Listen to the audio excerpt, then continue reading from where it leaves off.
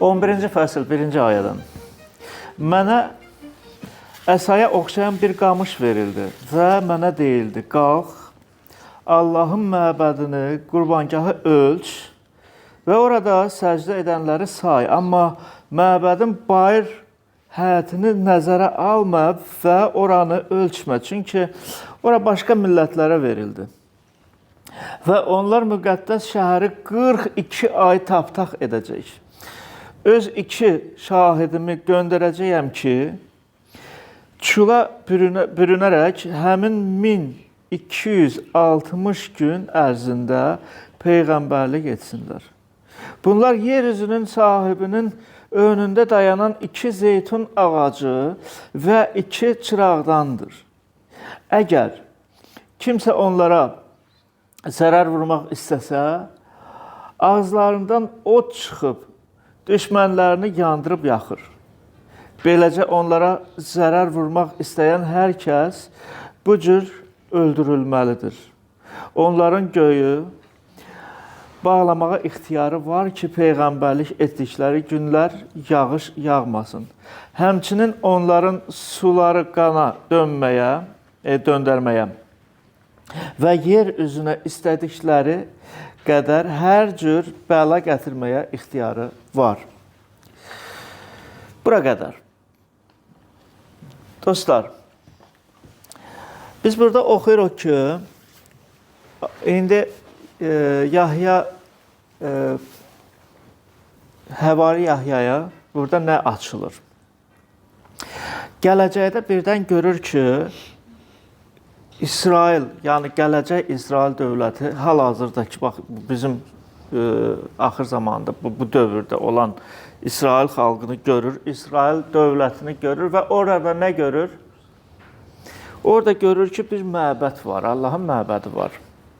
Və deyilir ki, bir əsaya oxşar bir qamış ona verildi ki, o qamış ilə deməli məbədi ölçsün, Allahın məbədini və qurbangahı ölçsün və orada da səcdə edənləri kimdir sayını bilsin.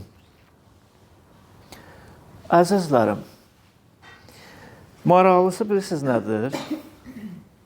Bugünə qədər İsrail xalqında, yəni Yerusəlim şəhərində, indi kim Qüds şəhəri adlandırır, kim onu Yerusəlim şəhəri adlandırır, məbəd yoxdur. Divarı qalıb. Allahın məbədi yoxdur. Orada məscid var, məbədi yoxdur. Yəqin ki, eşitmişsiniz, deməli, Ömərin Al-Aqsa deyilir, adlanan bir məscid var, qədim bir məsciddir. Həmən yerdə nə vaxtsa Süleymanın məbədi tikilmişdi. Sonra da İsrail xalqı sürgünlükdə olaraq, yəni Babil hökmdarı onu darmadağın edib, həmən o yeri. Sonra da İsrail xalqı öz ölkəsinə qayıdaraq yenə də məbəd tikir və İsa Məsihin dövründə orada məbəd var idi. Var idi. Amma yadınızdadırsa, İsa Məsih Mattanın biz 24-cü fəslində oxuyuruq ki, öz şagirdlərinə deyir, bax, o məbədi görürsünüz, daşın üstündə qalmayacaq, darmadağın olacaq, söküləcək, silinəcək. Elə də oldu. Elə də oldu. Niyə? Çünki Məsihi qəbul etmədilər.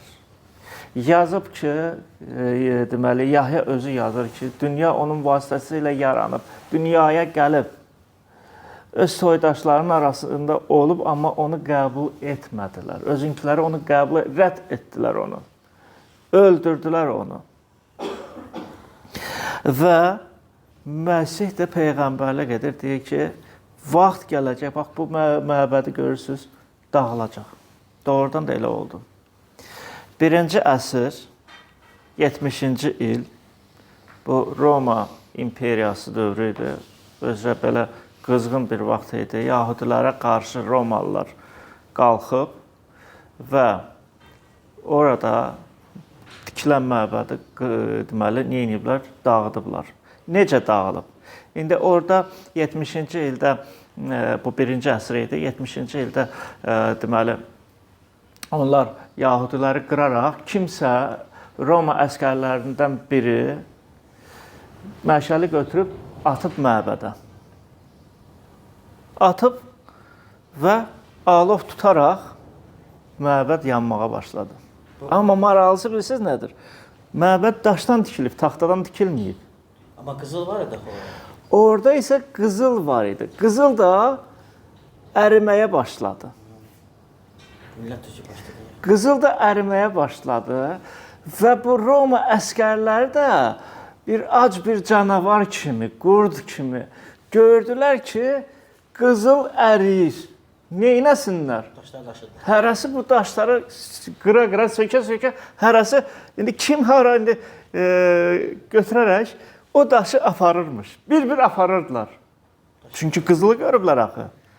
Romalılar da biraz bizim millətimizə oxşayır. Qızılı görən kimi o saat ağıllarını itirirlər. Və siz təsəvvür edin, bir daş da qalmadı. Bir daş da qalmadı.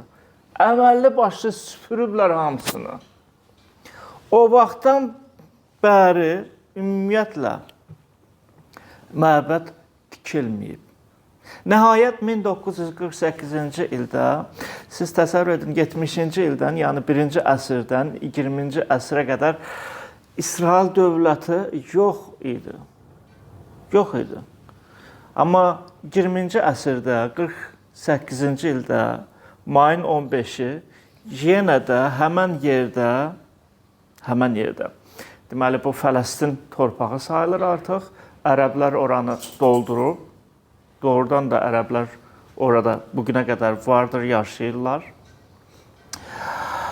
Və yenə də həmən yerdə İsrail dövləti yaranıb. 1948-ci ildən bəri. Artıq demək olar ki, 70 il var. 70 ildən çox. Dünya müharibəsindən 77. Bu dünya müharibəsindən sonra yaranıb. Bəli. Dünya müharibəsi 45-ci ildə sona çatdı, başa çatdı. Sonra isə 3 ildən sonra mayın 15-i idi. Deməli, yəni ki, Yahudilər var idi orada, amma yavaş-yavaş köçürdülər də başqa bir ölkələrdən və deməli, nəhayət bu 48-ci ildə bu dövlət təzədən yarandı.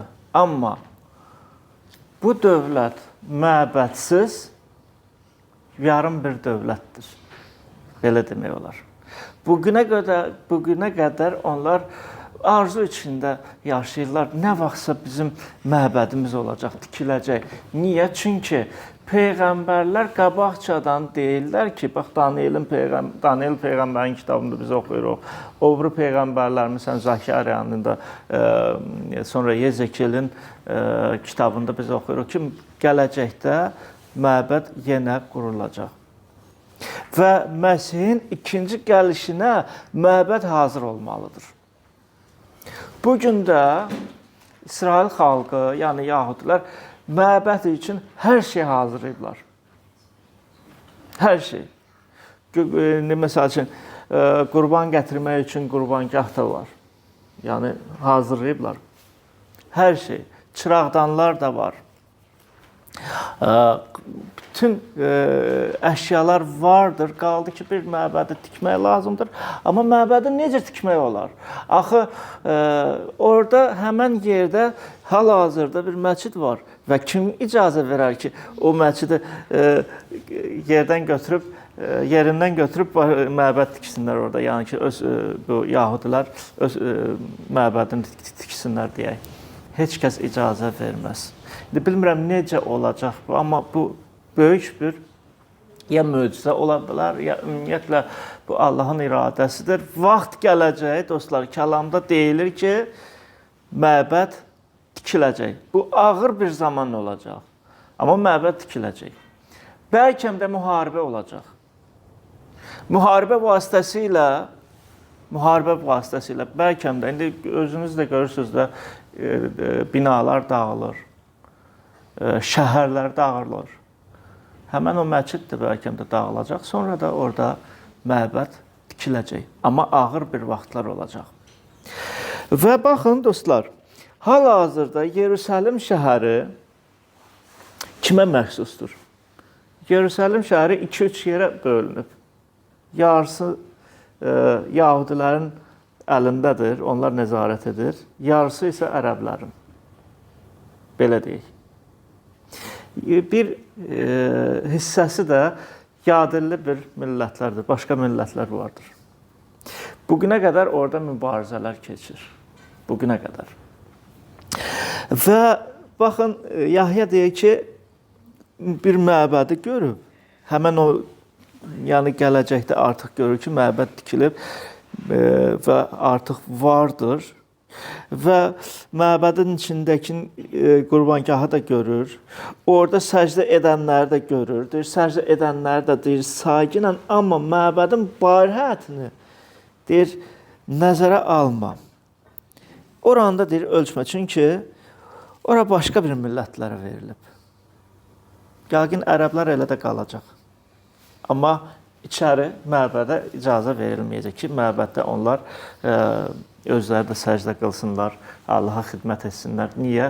Çünki bu, Yahudilər üçün müqəddəs bir yerdir. Hal-hazırda bir, belə deyək də, bir dağılmış vəziyyətdə bir hasar var. Bilməm, eşitmişsinizmi ya yox, görmüşsünüzmü ya yox. Ağlaşma divarı. Bəli, ağlaşma divarı sayılır. Bu hasardır da, belə deyək. Bax, o həmən yerdə elə bil ki, məbəd var idi. Amma o məbəddən demək, heç o məbəd əslində o məbədin divarı deyil. Hasarıdır. Bəli. Və orada orada olan yəhudilər hər gün gecə gündüz orada dayanıb dua edirlər. Rəbbə dua edirlər ki, ya Rəbb, görəsən nə vaxt bu məbədi görəcəyik? Görəcəklər. Onlar da görəcək. Ola bilsin ki, bax, burada olanlar da kimsə görəcək. Dostlar, sonra da deyilir ki,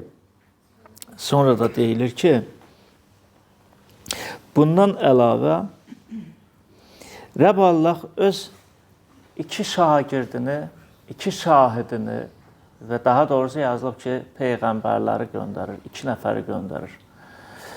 Rabit qardaş sual vermişdi, o 2 zeytun ağacı nə olan bir şeydir. Zəkariyanın kitabında biz oxumuşuq da, 4-cü fəsildə yazılıb. Dostlar, həmən o zeytun ağaclarından söhbət gedir. Burada elə deyilir ki, həmən o 2 bir çıraqdandır, 2 bir zeytun ağacıdır. Biz bunu bayaq oxuduq burada. Və onlara bir səlahiyyət veriləcək. Cəmi 42 ay. Deməli, 7 illik müddətində, bu 7 illik müddətini yarıya böləndə 42 ay eləyir. 42 ay bunlara bir səlahiyyət veriləcək ki, onlar bütün insanlara Rəbb Allah haqqında şəhadət etsinlər. Yəni, insanlar bütpərəstlikdən, insanlar pis yoldan, insanlar pis əməllərdən dönüb Rəbb Allaha iman etsinlər, Məsihi qəbul etsinlər. Sizcə, onlar şəhadətlik edəndə iman edən olacaqmı ya yox? Necə başa düşürsünüz, dostlar? İman edən olacaq. Amma az bir sayda. Bu, biz 7-ci fəsildə oxuyuruq, 144 min nəfər İsrail xalqından və ümumiyyətlə başqa bir millətlərdən də iman edən olacaq. Amma bilirsiniz, onlara əslində bütün insanlar nifrətlə baxacaq. Bilirsiniz niyə? Çünki elə başa düşəcəklər ki, bizə böyük bir əziyyət, bizə iztirab verənlər bax bu 2 nəfərdir. Biz 8-ci fəsildə oxuduq. 8-ci fəsildə biz oxuyuruq ki, deməli, ümumiyyətlə yer üzündə nə baş verir? Burada deyilir ki, bu deməli mələklər şeypro götürüb çalanda, birinci mələk şeypro çalanda deməli qanla qarışıq dolu və od deməli əmələ gəlib və yer üzünə yağdırdı həmin o mələk və yer üzünün 1/3, ağacların 1/3, yəni təbiət tam məhv olunur. İnsanlar da elə bilir ki, bu Allahdan yox, bu həmən bu insanlardan.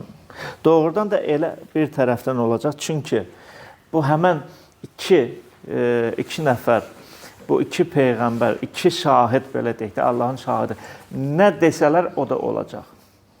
Çünki onlara səlahiyyət veriləcək. Necə ki biz bayaq oxuduq, yazılıb burada dostlar. Baxın necə deyilir. Bir də mən təkrar edəcəm. Onların deyir göyü bağlamağa ixtiyarı var ki, peyğəmbərlik etdikləri günlər yağış yağmasın. Həmçinin onların suları qana döndərməyə və yer üzünə istədikləri qədər hər cür bəla gətirməyə ixtiyarı var. Burada bir sual yaranır. Yaxşı, bu iki nəfər görəsən kimdir? Kimə oxşayır? Bax, əhd-i ətiqdə olanlar var, yəni ki, elə bir şəxslər olubmu ya yox? Suyu qana çevirən kim olub əhd-i ətiqdə? Necə? Suyu qana çevirən kim olub əhd-i ətiqdə? Musa peyğəmbər, yadınızdadır? Rəbb Allah Misrə göndərir Musanı. O da suyu qana çevirirdi. Belə. Yaxşı, bəs bir də burada deyilir ki, onların sözü ilə göylər bağlı olacaq ki, yağış yağmasın. Kimin dövründə elə olub? İlyasın, bəli, İlyasın. Bu iki. Sonra, dostlar, Əhd-i Ətiq kitabında deyilir ki, bax, iki nəfərdən söhbət gedir, iki nəfərdən deyilir ki, onlar ölümü görməyib. Heç ölümü görməyib. Elə bir insan yoxdur ki, yaşasın və bu dünyadan keçməsin. Yəni, hər bir insan ölür də, elə deyilmi? Dünyaya gəlir, yaşayır, vaxt gəlir, dünyanı tərk edir. Amma iki nəfər, İlyas, bir də ki, Yenoş. Ruslan Yenoxdur, Yenoş deməli. Biz yaradılış kitabında oxuyuruq ki, Yenoş deməli Rəbbin huzurunda olaraq Rəbbə xidmət edirdi və günlərin birində Rəbb Allah onu götürdü. Azərbaycanda nədir onun adı? Azərbaycanda nədir? Yenoş. Bir də ki, İlyas. Bir də ki, İlyas. Bilirsiniz, bəzi ilahiyyatçılar deyirlər ki, İlyasla həmən bu Yenoş, yəni bu iki nəfər dünyaya gəlməlidir. Bir də, üzr istəyirəm, indi birində oxuyum, mən baxın necə yazılır. Rəbbin gəlişindən öncə Əhd-i Ətiq kitabında görün nə yazılıb. Əhd-i Ətiq kitabı biz deməli Malakiya kitabının 4-cü fəslində oxuyuruq. Yazılıb ki,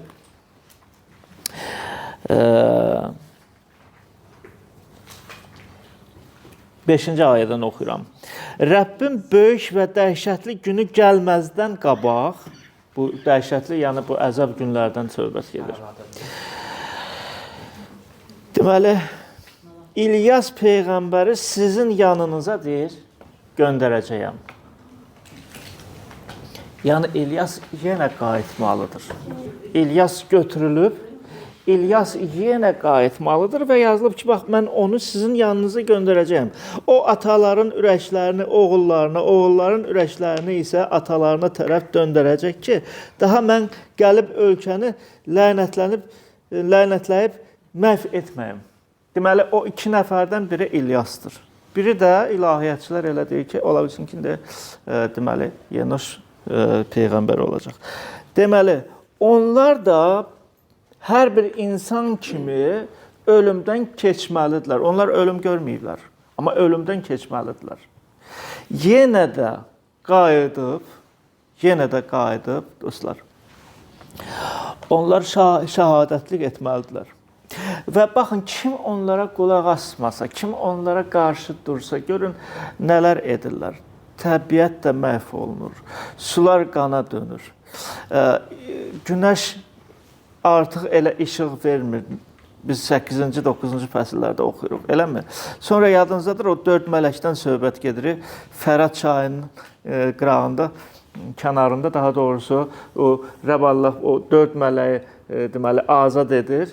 O 4 mələkdəki bir il ərzində dünyanın 1/3-ni qırır. Ümumiyyətlə dostlar, Vəhiy kitabını oxuyanda biz görəcəyik ki, dəfələrlə həm 6-cı fəsildə deyilir, sonra 9-cu fəsildə deyilir, sonra da yenə də deyilir. Bilirsiniz, onu hamısını saysaq, dünyanın deməli bu son bu qiyamət günü də belə deyil. Deməli bu böyük əziyyətdə bu 7 il ərzində dünyanın 85% məhv olunacaq. 85% qırılacaq. Siz təsəvvür edin. 15% dəmi qalacaq. 15%-dan da ki, 15%-dan deməli Yahudilərdən qalacaq. O Yahudilərdən də çoxsu qırılacaq. Çoxsu qırılacaq dostlar. Amma onlar yenə də Rəbb onları qoruyacaq. Rəbb onları qoruyacaq. Çünki nə vaxtsa onlara vədlər verilib, Rəbb qayıdacaq, onları da öz tərəfinə döndürəcək. Və necə ki, Zakariyanın biz kitabında oxuyuruq, Rəbb onlara görünəndə onlar onu görəcək. Əllərində yaraları görəcək, görməyəcək? Görəcək. Görəcək, oxumusunuz? Dostlar, onlar sual verəcək. Bəs bu əllərindəki yaralar nə olan bir, nədir? Siz məni vurmusunuz, döymüsünüz. Başqa sözlə onda onların gözləri açılacaq, deyəcəklər ki, ya Rəbb, İsa, Məsih olan sənsən, biz səni inkar etdik. Hökmdar Vali Pilatın qarşısında nə edirdik? Deyirdik ki, çarmıxa çək, çarmıxa çək. Biz səni tanımadıq. Bax, orada böyük bir ağlaşma olacaq və İsrail xalqı tövbə edəcək. Böyük bir dirçəliş günü olacaq. Amma bax, bu iki nəfər şəhadət edərək insanları çağıracaq. Gəlin, Rəbbə tərəf dönün. Amma insanlar onlara qarşı duraraq istəyəcəklər ki, onları məhv etsinlər, alınmayacaq. Alınmayacaq. Çünki onların sözü ilə, bu iki nəfərin sözü ilə doğrudan da dünyanın 1/3 dağılacaq. Və deməli, biz indi gəlin 7-ci ayədən oxuyaq, baxın nə yazılıb.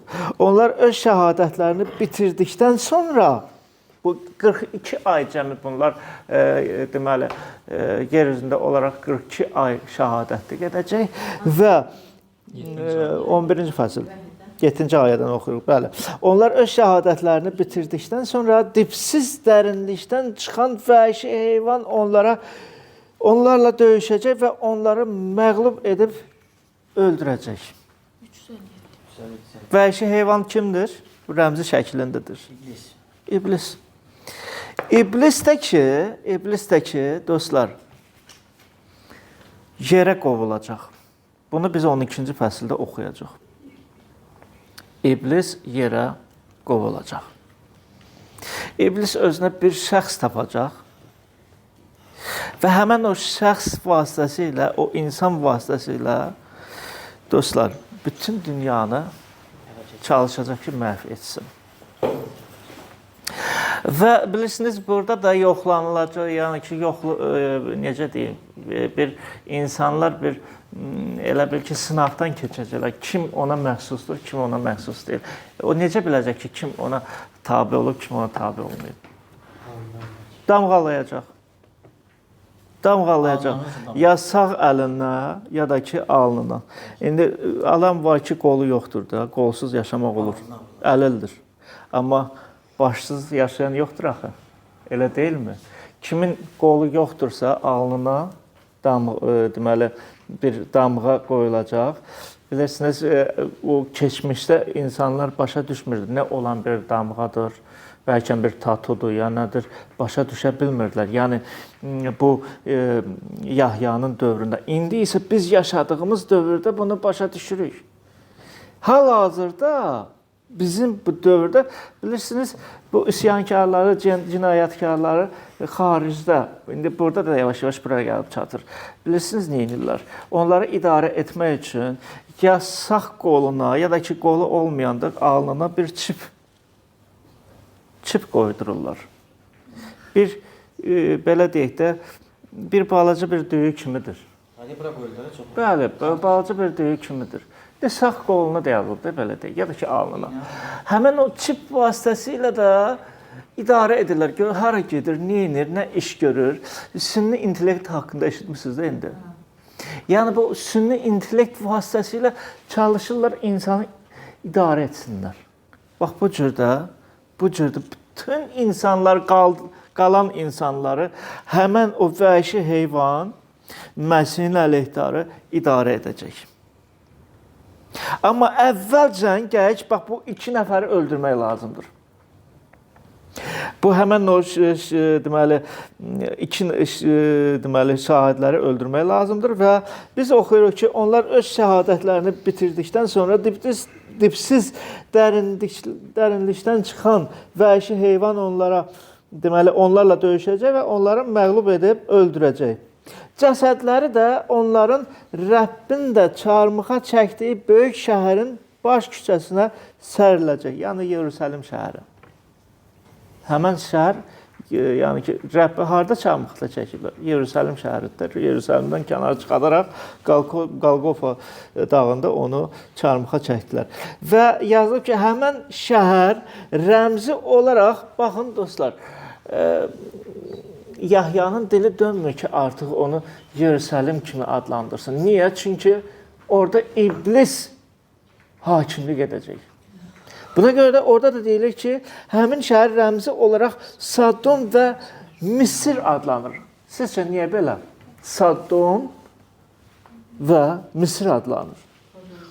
Misir o vaxtda, o qədim vaxtında bir qəddar bir ölkə olub da. Sadom isə necə? Günahkarlar, abırsızlıq. Yəni ki, orada nə evlənirdilər, nə ərə gedirdilər. Belə, üzr istəyirəm, kişibazlıq. Bax, həmən o Sadom şəhərində belə murdarlıq var idi. İndi də elə vardır. Bu da hansı peyğəmbərin vaxtında oluyor? Nə peyğəmbər? Yəni ki, Sadom olub da, Sadom.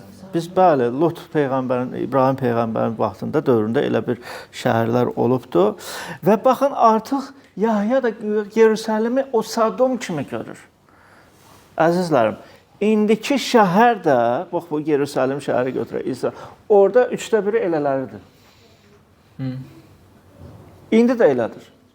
Elə ölkələr var. Amsterdam. İsraildir, Hollandiyadır, belə deyək də, Belgiyadır. Sonra Almaniyada var, öyle çox yerlərdə var. ABŞ-da var. İsrail doludur. Elə murdar insanlarla doludur. Fransa, bu neçənci il idi? 24-cü il idi deyəsən, olimpiyada keçib Fransada.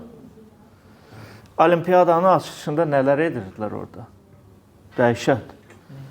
Ya bu Eurovision keçəndə nə edirlər? İndi onları qoruyan cəmiyyət var. Yəqin ki, eşitmişsiniz, xəbəriniz var. Və Yahya da həmən o Yerusəlim şəhərini görərək, bilirsiniz, elə mat qalaraq təəccüblənir. Həmən bu şəhərdir. Deyir, bu Misrə oxşar bir şəhərdir. Ya da ki, Sadoma oxşar bir şəhərdir, deyir. Əməlli başlı ağıllarını, deyir, itiriblər. Və bu həmən şəhər, həmən o zaman vəhşi heyvanın şəhəri olacaq. Vəhşi heyvan da deyəcək ki, Məsih mənəm, İsa deyil mənəm, məni qəbul edin. Və deyəcək ki, mən Allaham. İnsanlar da qəbul edəcək. Və bunu sübut etmək üçün, baxın nə edəcək? Sübut etmək üçün o 2 nəfəri öldürəcək. Heç kəs o 2 nəfərə qarşı dura bilmirdi və birdən dipsiz dərinlikdən çıxan həmin o vəhşi heyvan çıxaraq onlarla döyüşür. Yazılıb ki, onları da məğlub edib öldürəcək. Və baxın sonra da nə deyilir?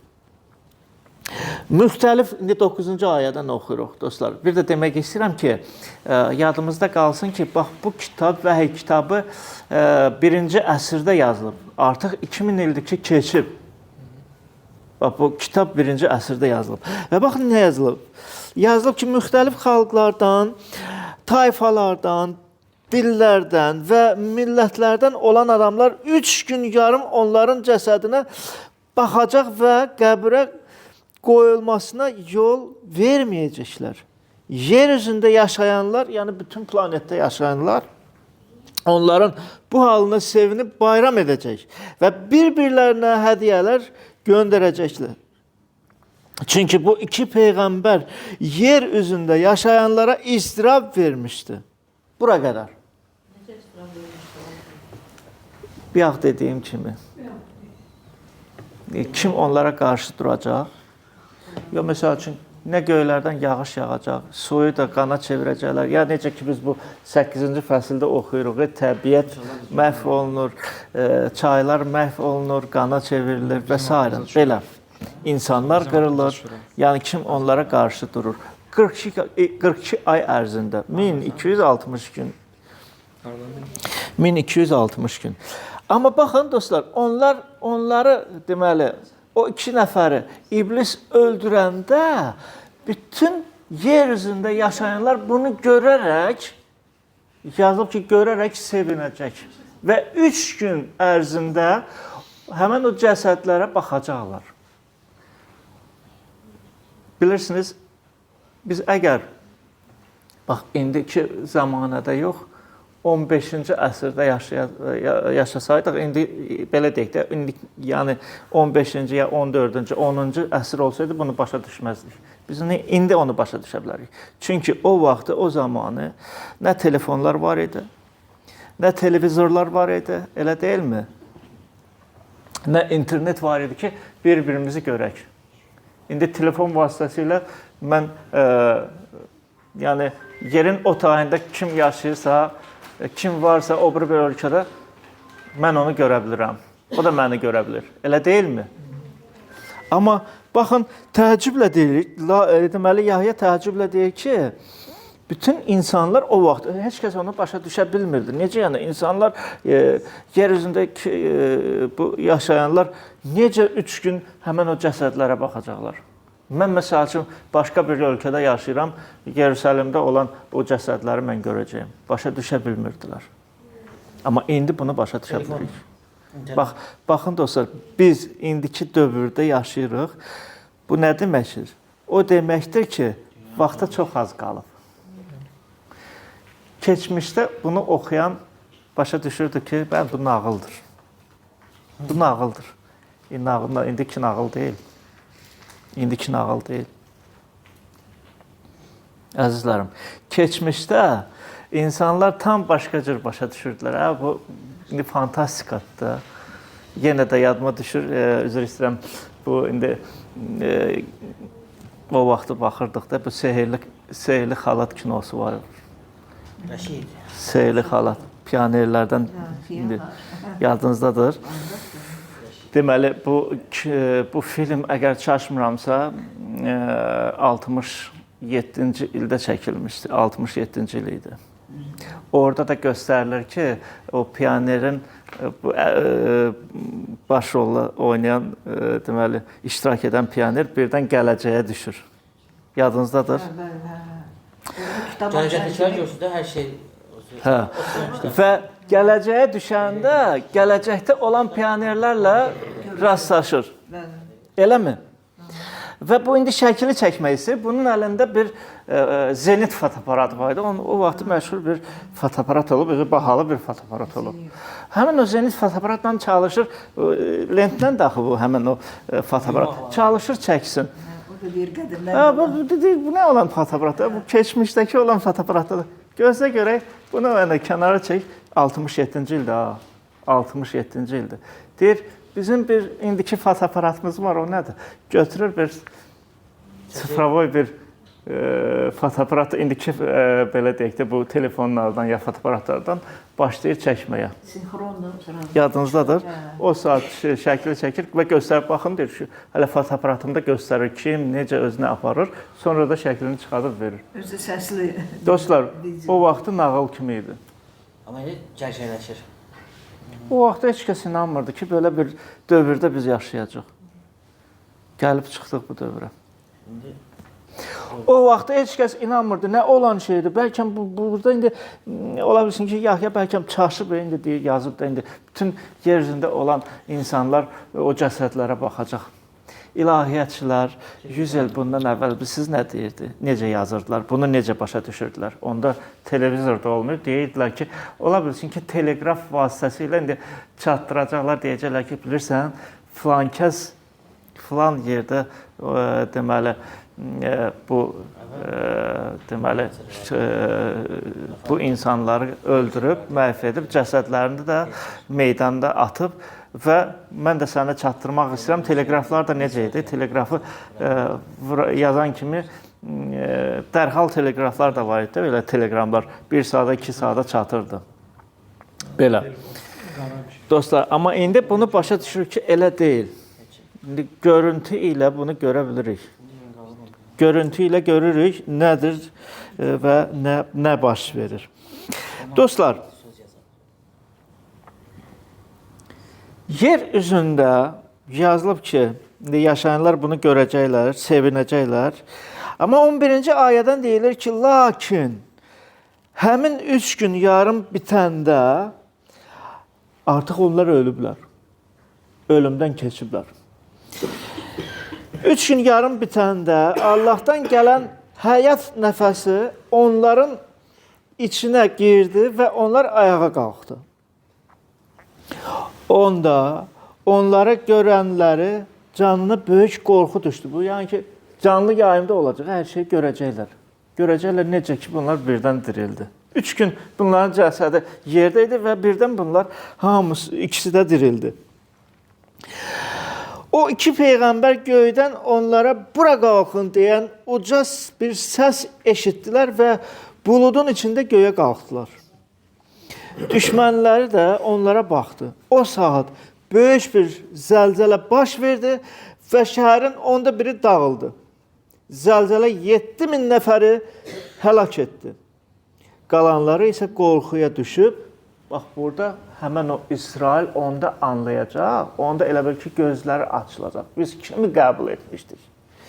Və yazılıb ki, dostlar, qalanları deməli qorxuya düşüb göydəki Allahı izzətləndirdilər. Bax bu ikinci bəla ötüb keçdi.